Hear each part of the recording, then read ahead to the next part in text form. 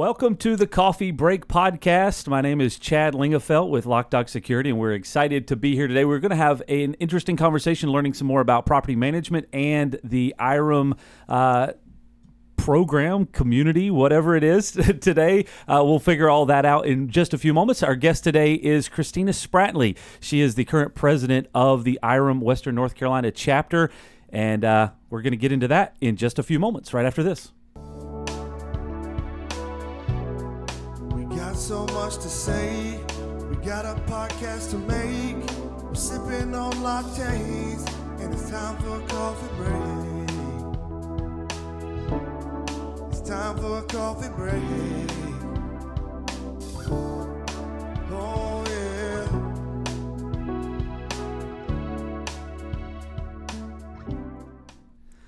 All right, welcome back this morning. Thank you very much for joining us today. We're live on Facebook, on YouTube, and on locdoc.net/live. And thank you very much, Christina, for taking time out of your schedule to be here. Thanks for having me this morning. It's gonna be fun and informative, I know. So, as a part of the podcast, we do a quick segment called Rapid Fire, just 5 random selected questions to kind of get to know you a little better. So, you ready? I am ready. All right, you sure? I think so. All right, number 1, if you could pick a TV show to be your life, what show would it be? Man, that is hard because I tend to like these kind of darker TV shows. Obviously, Game of Thrones was big this week. If you're one of the characters that made it to the end, it could be pretty good right now. If you're Sansa Stark, it might be okay. Yeah. All right, number 2, what is the most random thing in your purse or wallet? I probably have 8 chapsticks in my purse right now. Yeah. It's not that it's weird. It's that I just have a million of them. Just because different types, or? They're all a little bit different. Sometimes they melt, you lose them, they roll under the car seat. But yeah, it's pretty boring besides that. Just a thing. Yeah. All right, number 3, if you could create one holiday, what would it be? National Puppy Day. Love dogs, have 2 of my own. Really love spending time with any kind of animal. What kind of dogs do you have?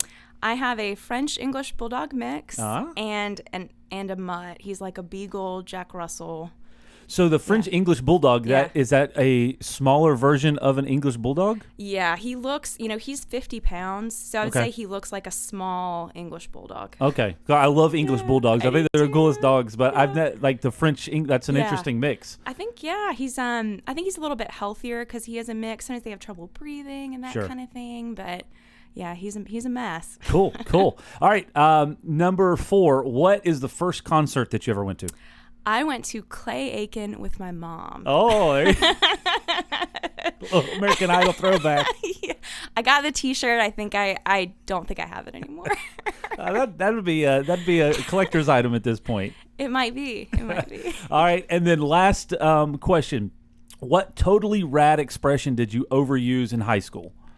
Oh man, back to high school. I think everything was cool, sweet.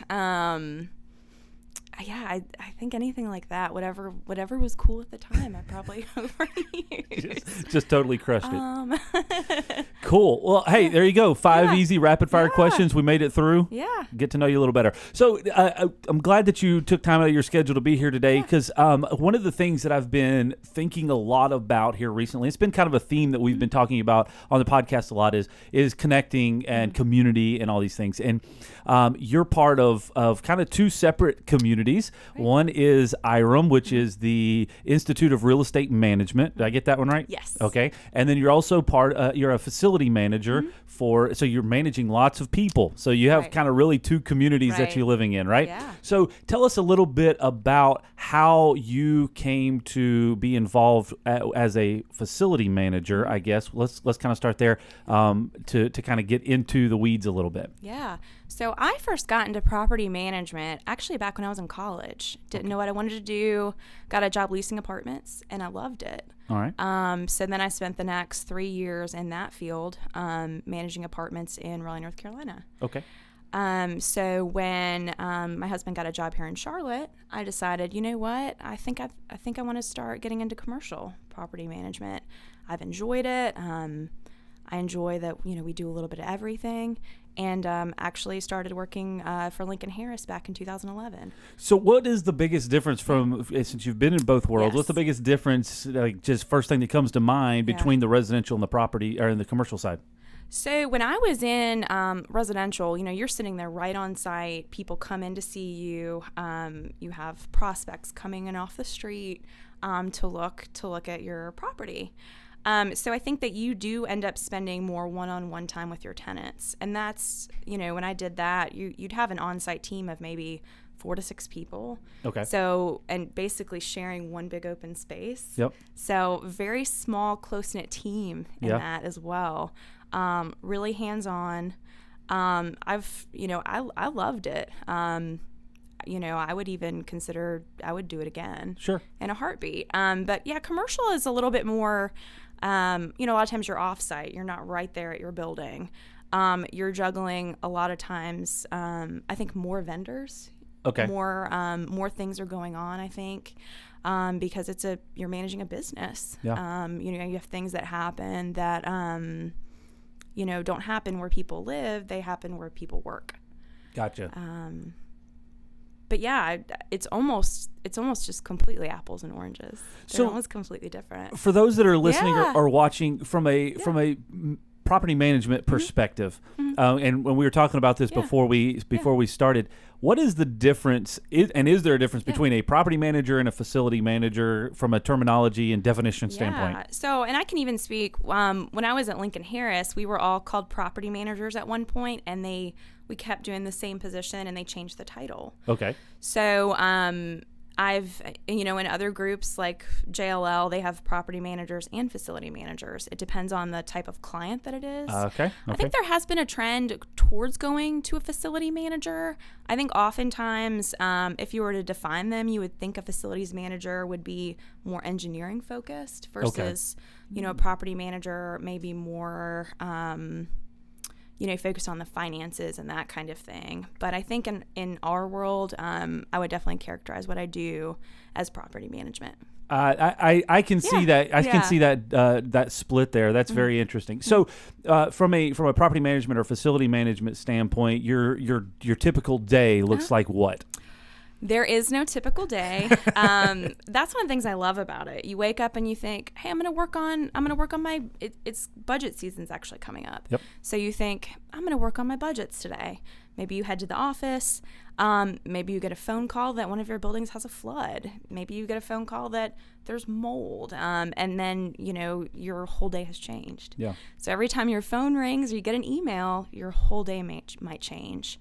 But I think in general, it's a mix of, there's a lot of emails, phone calls with the tenants, seeing what they need from us, lots of follow-up on projects, lots of paperwork, lots of spreadsheets, because we pay every bill for that property. Gotcha. So it's a lot of dealing with vendors and tenants and proactive maintenance and all that stuff, or preventive maintenance. Situations or schedules, I guess. Yeah, working with our engineers that are on site, because they're in the field all day. We're in the field some of the day. And then sometimes, we're at our desk doing all these things remotely. Gotcha.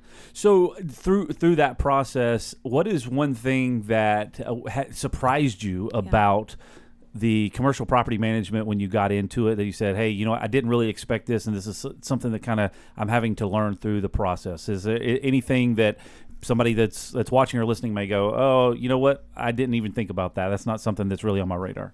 I think that I think one thing is just maybe the number of emails that you get. Yeah. I think that now, and I think it continues to go that way, but I think when I was in residential, people would just come talk to you, or they would call you. They would drop by because they were already there anyway. But now I think everything is a lot more email driven. Okay, so just a lot of Back virtual communication. Yes. That's interesting. So then here's a question for you from and I don't mean to put you on the spot with this, but sure. I'm trying to think through like what makes a good tenant or a good vendor for you, because those are your kind of two connection points. Yeah. What are some things that you like, hey, you know what, this stands out to me and this makes it great for me for my role on a day-to-day basis? I think the top 3 things are communication. Communication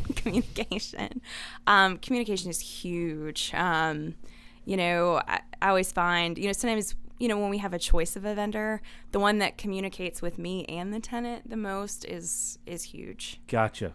Very interesting. And I think it's managing expectations. When something goes wrong, I think that the difference in, it being handled well and it not going smoothly is usually keeping them informed, and it's that communication factor. I think you bring up a very valid point, because you get in a lot of these situations, things are going to go wrong. Not like you deal with any type of a project, the expectation is going to go super smooth, but something is going to happen. How you handle it when it does is kind of what you're saying is the make or break. Right. And there's things that go wrong. There's nothing we can do about it. Like a power outage, there's nothing we can do about that. And sometimes these things are preventable, but it's all in how you deal with it. I think that's huge. So let's kind of shift gears a little bit, because I think we could probably talk about property management all day and a lot of variables like that. But one of the things that has been very interesting is, and I want to talk about kind of your role with IREM. Yeah. So I guess let's set this up. What is IREM from your perspective? IREM, Give us a kind of explanation, definition. Yeah. So IREM, Institute of Real Estate Management, is an international organization. They have over 20,000 members worldwide. And I got involved with our local chapter 7 years ago. What IREM offers is they offer a certified property manager credential for property managers to go through some coursework and earn their designation. There's classes in human resources, finance, maintenance, and then there's the final course is a capstone management plan. You write a management plan for a property. You think of a way to increase revenue, and then you present it. It's like it's basically a 30-page paper you write in 2 days as part of the class. So I think that's a big part of what IREM offers is the educational component. The other thing that we offer is, we join with our industry partners, such as Loc-Doc, and provide, networking opportunities and ways for our industry partners to also teach us about what they do. So I think that, it's the educational component, and there's the networking. And, we offer a lot of different programs now with IREM. We have everything from community service. We do fun events. Yeah. We do a little bit of everything. So I got involved 2012. I was planning events for young professionals. Okay. And I was on their board starting then. And then in 2017, I started serving as the treasurer secretary. Okay. So we all do a 1-year rotation. You're treasurer secretary for a year, you're the president-elect for a year, and then you're the president for a year. Gotcha. So I'm in the middle of my presidency right now. So it's one of the things that's interesting as I started getting to know a little bit more about IREM, and when I say a little bit more, I don't know a whole lot because I'm still in the learning process. We stepped back several years ago and we're trying to figure out who our ideal customer was. Right. And so we kind of identified that. We made 3 or 4 different ideal customer personas, so to speak. And one of them is commercial property management. Right. And so I picked up the phone, started talking to a couple of different commercial property managers that we deal with. And I said, hey, how can we communicate with you better? How can we be involved with you better outside of you calling us and asking us for service? Right. And time after time, they said, IREM. And I'm like, what is this? And so I started this process of discovery. What I found once we got involved was this unique, highly engaged network of professionals that not only is educating themselves, wanting to grow and develop, but they're also making an impact back on the community. And that stood out to me. And there's a couple of things, just kind of being an observer and a very light participant in IREM to this point, has been that the organization is very proactive and it is very coordinated. And by what I mean by that is just as you just said, the executive council has rotating terms. So you already know who the president is next year. Right. So you already have a conversation going. And I'm telling you, one of the things that stood out to me the most, and I don't remember what month it was, so you could probably tell me, but there was a industry partner event where we came to talk about things that were coming up for 2019. And this was, I'm pretty confident, at the end of 2018. I think it was around October, maybe. It was toward the end of last year. Okay. Yeah. And you handed out this list of every event that was planned for the entire calendar year. And I'm telling you, that does not happen. That is a very abnormal thing to be that proactive and that far ahead. So my question, or my setup to that is, why is that? Why does IREM take that perspective? What is the kind of the take on that and the direction for that amount of prior planning? Yeah, I think we work really hard to have that all in the books. We have our 3 officers. We have several more people on executive council and even more people on various committees. So all in all, we probably have 40 people that are very active working on all that. And it's segmented. Like there's a group that, focuses on the events and a group that focuses on the industry partners, making sure that our partners get what they want out of the experience as well. So things like that meeting are big. And, some events are planned more spur of the moment. Something will come up and we'll say, oh, that seems like a good opportunity. Let's do it. Sure. But yeah, I think that we're actually meeting at the end of June to plan our events for next year. Yep. So I guess that's what it is. I mean, we've got this retreat on the calendar and we're going to try to just get that calendar set. In some of these big events, you have to book way in advance. Like, if we do the trade show at the convention center, I mean, you have to book that probably a year in advance.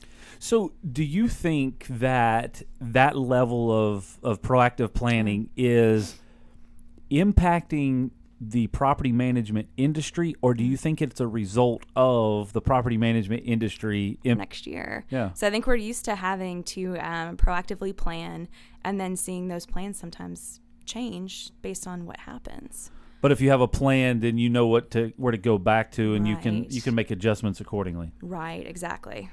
And this is kind of me digging in a little more on that, because that's one of our things that we try to work on here. It's one of our core values from an intentional execution standpoint. Prior planning prevents poor performance. Right. So my question is on that: is that something that is taught as part of the property management industry, the high level of prior planning? Is it like what's the origin of it? I guess is what I'm trying to figure out. What's the purpose? And I think it also might be, I think the longer that you're in the industry, you realize that if you're proactive with some of these issues, you could have prevented them altogether. I think that our job is very reactionary. Something happens and you react to it. But you do kind of learn, if you can be more proactive, you can prevent, you can save yourself some trouble if you do that preventative maintenance. If you make that tenant relationship strong, so that when something happens, you have a better base to work off of. So is that part of the education process, or is that just an experience factor? I think you kind of just learn as you go. It's funny. There's with every new job you get, there's a certain amount of training that you get, but a lot of it is go out there and do it, and you'll learn something every single day. So building strong relationships with your vendors and your tenants, those are key factors. Yeah. Planning ahead as much as possible from a preventive standpoint is a big thing. Yeah. And then I guess monitoring and management of the plan is kind of another big thing that you're working towards. Yeah, I think that's exactly right. So on the IREM part of things, so you have and this is something that's really been intriguing to me, and it's one of the questions that I really had. How do and let me ask you this. Let me ask it this way: why do you continue to engage with that program, with that community? It has been such a huge growing opportunity for me. Obviously I've been involved for a number of years and I get so much back. Okay. I've made so many strong connections. I can't tell you how many times that, something happens at a building and you're like, gosh, who could I call? It's like, oh, I know so-and-so. Sure. With this group, I know exactly who to call. It's been huge for networking. The professional development is also very strong. Obviously, once you get your credential, it's not over from there. You still stay involved. And hopefully, we do the Lunch and Learn series too. Every one of those I've been to, I always learn something. Well, the interesting part to me is that there's networks all over the place, and communities all over the place. And I don't know exactly what IREM refers to themselves as far as a community or a network, but there are some that have pockets of engagement, or they'll have people that come in for a season of engagement and then they fall out. Yeah. And what's been interesting to me as an observer is that there is a core group of people that are highly engaged, and it's abnormally highly engaged. And that's what I'm trying to figure out. Why is that? Because in order for that to happen, it's got to be intentional, and it has to be a benefit, a payoff. So you say personal development, business, How do you maintain that at a high level? I think there's different tiers of people's involvement. We do have a group of people that have been highly involved for a long time. And I think what has kept those people in the loop is that they've really come into something that they are very passionate about. Okay. Like one of our executive council members, Chip Crumpler, he is very involved with student outreach. Okay. Like reaching back out to UNCC, and some of the other colleges around. And like Sherry Commander, she's very passionate about the community service aspect. So I think that's, you can't be involved in everything. You can't be passionate about everything. I mean, we have a group that does legislative. I don't know anything about legislative committee, but we have a couple people that are very passionate about it. So I think it's more about specializing and finding your niche in the group of what you really want to work on. So you've got a kind of a diverse group that has their own thing they're passionate about, and they really drive that, and then everybody supports it, it seems like. Right, and we do, we do have a small group that is very involved for a long time. We have other people that are very involved for a couple years and kind of, drop off and do something different. Yeah. And, I think that's really important too, because whenever you get someone new come in, they come with new ideas. Yeah. We don't want to keep just doing the same thing over and over again. We want to do something new. We want to mix it up a little bit. That was what I was going to ask. Do you think that the changing of the recycling of the executive committee or the repurposing of it, however, whatever you want to call that, on an annual basis, does that play into that? I think so. Obviously our president changes every year. And then, once you're done with your presidency, you stay on executive council after. Some people are on executive council before.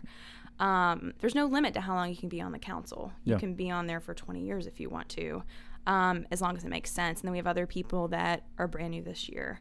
So I think it's a good mix of, you have some knowledge and history on that council to draw from as a resource. But it's also good. You're always bringing in new people. Yeah. So I think that's a positive thing. So a couple of weeks ago, you guys, there was a group of, I don't know how many, 12 that jumped on an airplane. Yeah. Tell us a little bit about that. Yeah. So we have been talking about this for over a year. At the end of April, a group of 12 of us went to the Dominican Republic and built a house in the sugarcane village. And it was an amazing experience. We were there for 5 days. We raised the funds for the materials, but we basically got there and it was a concrete foundation and a half wall. All right. And by the end, we were doing a skim coat of concrete to finish off the floors. Oh, wow. So it was about a 500 to 600 square foot house, 2 bedrooms. But it going into that project, I had done a mission trip before in Appalachia and Johnson City in Tennessee, but you're really not prepared for what you walk into. Yeah. To see how people live there, and just providing one family a better opportunity was was really great for us. Yeah. So what was the takeaway from the whole experience? So you had 12 people from IREM that all just kind of went together. There was a mix of industry partners and property management. Mm-hmm. Yeah. So and we were really excited. This is the first time I think anyone with IREM's done an international mission trip. Okay. Oh wow. Yeah, nationwide. Groundbreaking. So yeah, it kind of and we were like, we've always had a service component to IREM. We've partnered with a lot of different organizations. We're like, this is perfect. This is building a house. Yeah.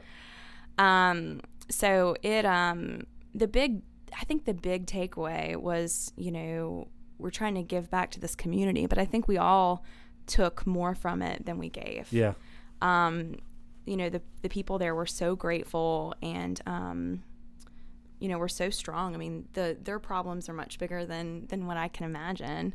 But to really feel like we made a difference there, I think we all want to go back already. Yeah. It was a really great week. And now IREM's got another event coming up at the end of this month for Habitat for Humanity. Yep. We're going to be doing a full day build there. Half day slots available. That's something we've done every couple of years, and we always get a great turnout from it. Yeah. So what's the next big thing? So you're carrying out the presidency for this year. I guess is that an exact calendar year, January to December? It is. Well, it's November through November. So okay. I've got 6 more months. Gotcha. And then, our next president will come in, who's Cosby Quinlan. But we're actually already trying to plan next year's big service project.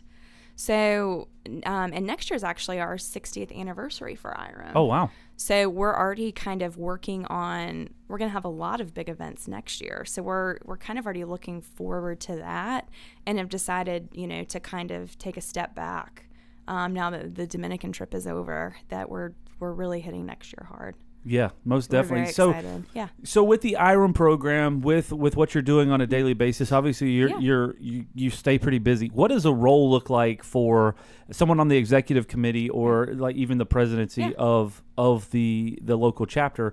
What does that role look like from a what are your responsibilities? Yeah, so it really is a little bit of everything. So like this year, I do everything from review scholarship applications for coursework. Oh, wow. I'm doing I don't want to call it a trade show. We're doing an event for high school students who are undecided on their major tomorrow. Okay. So I'll be standing at a booth talking to high school students about property management. We do a couple of conferences every year. We do, we go to a national conference, and there's a lot of good educational opportunities there, as well as networking. Okay. Obviously, we do the 6 lunches a year, so running those programs.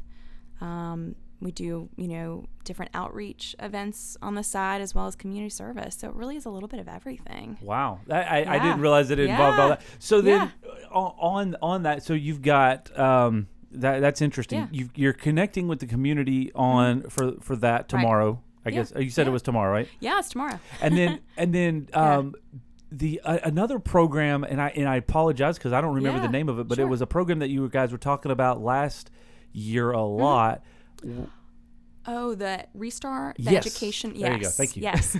Yeah. So we did our first Restart. That was out of an example out of California, and we took it was a several week program that basically, you could call it Property Management 101. Yep. And then we helped those students find internships in the field, a lot of them in residential property management. They were all in situations where, they needed to find jobs to kind of make it to that program. I guess from the way that I saw it was there were people that had kind of fallen on hard times in life, and they just needed some help to kind of get back on their feet. And this program was a career prep course, I guess, to help, and then an internship.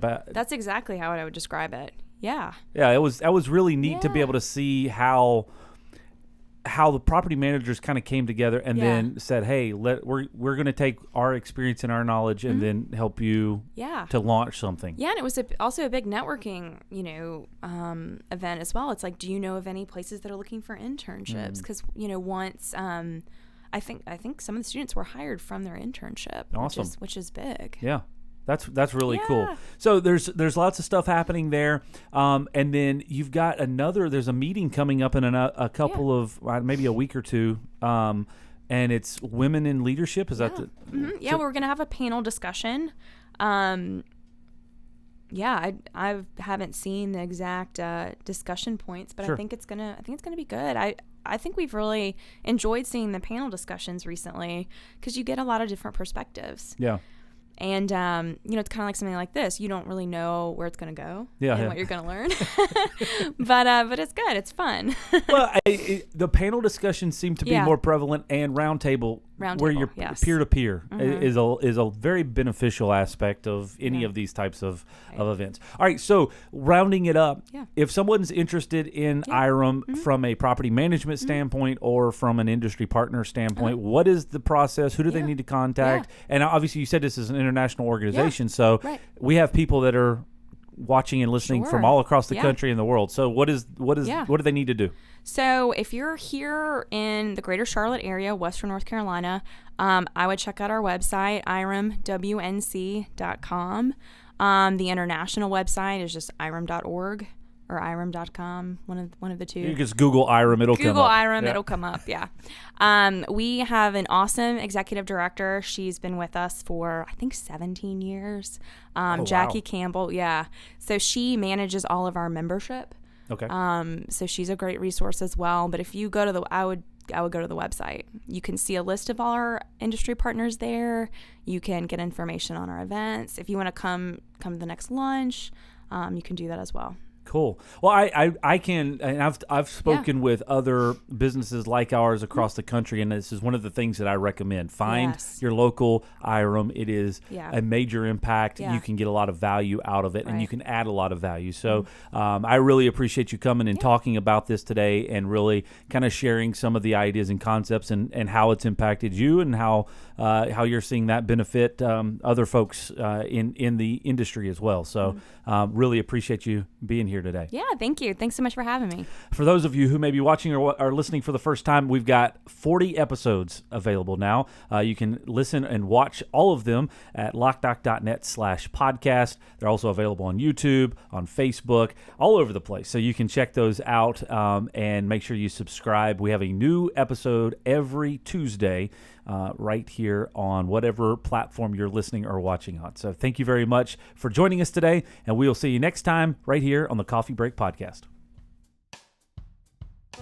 To learn more about the topics discussed today and to connect with us online to hear all of the episodes available, visit Loc-Doc.net/podcast. We got so much to say.